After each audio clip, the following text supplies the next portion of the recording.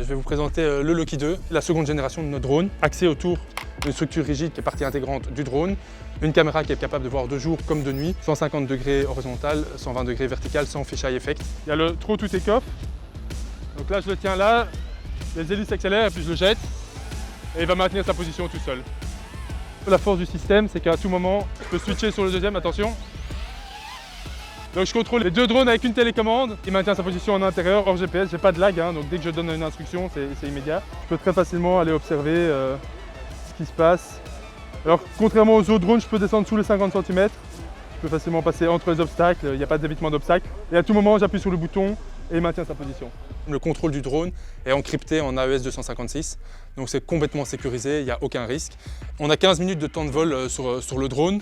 A noter qu'on a environ 90 minutes, 60-90 minutes de retransmission vidéo. Sur le drone, on a ici un connecteur payload qui permet en fait de venir rajouter des charges utiles au drone. Il y a 5 pétards sur cette cartouche-là. Je peux gérer depuis la télécommande si je veux un shot à la fois ou si je veux les 5 d'affilée.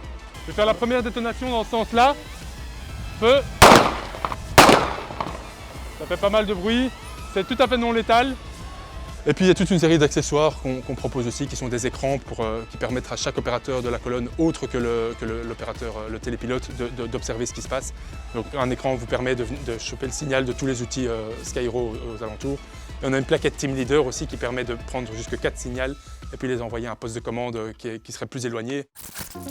Le Parrot, c'est un drone qui est destiné aussi bien aux forces de l'ordre qu'aux industriels dans la thermographie ou la photogrammétrie et l'analyse à distance dans des milieux à risque. Vos données sont sécurisées. Ici, dans le cas du Parrot, tout est stocké en France de manière anonyme. En lui-même, l'appareil est équipé d'une caméra FLIR, qui est vraiment une référence sur le marché au niveau des caméras thermiques. Vous avez un zoom optique 32 fois, un indice de protection IP53 pluie-poussière, 32 minutes d'autonomie, vous pouvez le lancer à la main, le rattraper à la main aussi. Il y a aussi une préprogrammation de vol autonome et dans cette version-ci, vous pouvez aller jusqu'à 4 km de distance. Avec un appareil de ce gabarit, au-delà de 250 mètres, c'est déjà un petit point noir.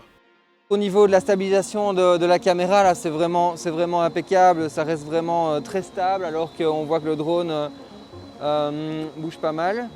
On va passer en mode infrarouge. Là aussi, en fait, j'ai un système de zoom qui me permet donc de... C'est un zoom numérique, à Didier, c'est ça, hein? 16 fois. La palette des couleurs, vous pouvez la paramétrer en fonction de vos envies. C'est-à-dire que vous pouvez avoir un fond gris et vous dire, non, moi j'aimerais bien juste voir tous mes sujets qui correspondent à telle température de couleur, je voudrais qu'ils soient jaunes. Ce qui permet d'identifier beaucoup plus rapidement dans la masse des sujets qui soient perdus ou en recherche. Vous avez la télécommande, qui est une télécommande comme ceci. Il suffit juste de faire ça et elle est allumée. On dépose un smartphone. Le Mavic 2 Advanced, lui, il a une caméra thermique, radiométrique. La caméra optique, elle, a un capteur de 48 mégapixels. Et vous avez la possibilité de rajouter au-dessus ici un module RTK et vous vous affranchissez de cette manière du compas pour pouvoir évoluer. À partir de ce moment où vous mettez ce module, la précision est centimétrique. Donc c'est un zoom 32 fois, voilà ce que ça donne quand on est au minimum et quand on se rapproche à fond. Et là on va passer en infrarouge, où là aussi on a un zoom, hop, hop, et on a la possibilité d'avoir les deux écrans en même temps. À 100 mètres, l'appareil, on ne l'entend pas, on ne le voit pas, on peut couper les éclairages, les hélices sont silencieuses, et donc ça c'est un réel intérêt, vous pouvez suivre en toute discrétion. Il y a 3 types d'accessoires qui sont livrés avec, le haut-parleur,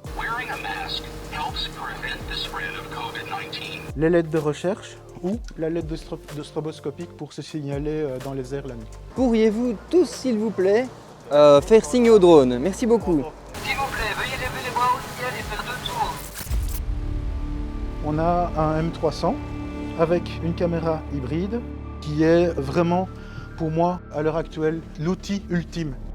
Au niveau du temps de vol de cet appareil, vous êtes à 50 minutes. Ce sont des batteries qui sont changeables à chaud et donc l'opérateur dépose sa machine, il a enlevé une batterie, l'appareil ne s'éteint pas. Dans cette configuration-ci, on a la caméra hybride, la H20T, avec le zoom optique 200 fois, la caméra grand angle Et la caméra thermique, vous avez ici aussi le pointeur laser qui jusqu'à 2 km vous permet de faire un pinpoint et donc de cibler les coordonnées GPS d'une personne, d'un véhicule et de le transmettre à des opérateurs au sol.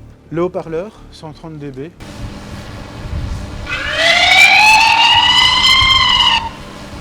L'appareil est couvert sur tous les axes.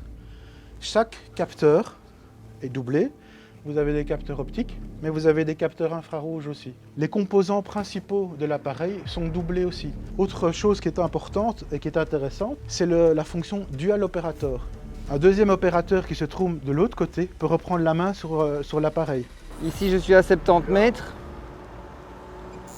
Je vais essayer de locker une cible. Voilà, il l'a détecté et là, il suit. Il est locké. Le matrice est IP45. Les nacelles sont IP44. Vous avez une fonction, par exemple, qui permet de voler avec 3 moteurs, avec une batterie.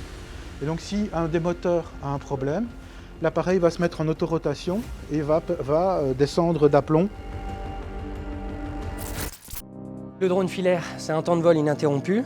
C'est Plug and Play System. C'est un système qui répond aux normes européennes pour tout ce qui est électricité.